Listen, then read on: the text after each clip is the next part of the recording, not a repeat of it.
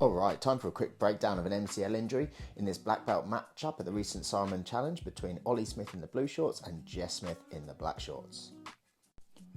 Let's look at that once more at full speed and see if you can spot the injury. Okay, let's look at that slow motion. So we can see that Ollie gets the arm drag, drops down for a double leg. As he does that, we can see Jess posts out on his left leg, and that's where the injury occurs, and then the double leg is nicely finished and ends up in half guard. The medial ligaments on the inside of the knee are at risk when the knee comes across the body relative to the hip and the ankle at a magnitude and speed that's greater than the ligaments can tolerate. In stand-up exchanges, MCL injuries mostly occur after some external force or impact on the outside of the knee or the lower thigh when the foot's in contact with the ground and can't move.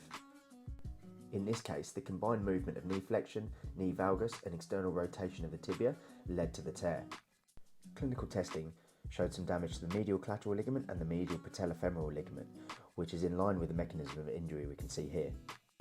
The internal forces that Jess puts on his knee during the sprawl leads to some tensile stress or stretching of the ligament. This is further exacerbated by the external force that Ollie applies with his right hand on the outside of Jess's left knee.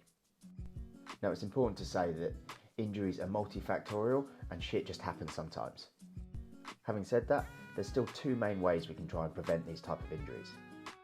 Now, we can either reduce the load on the ligaments through things like technical changes in the way we sprawl. So if there was slightly less external rotation of the leg, there may be less internal and valgus forces on the knee.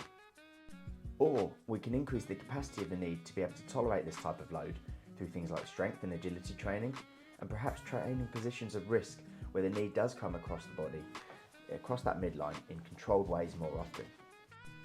Jess is already well on his way back to the mats with some early straight line sagittal plane work, and I'm sure we'll see these guys go again at some point soon.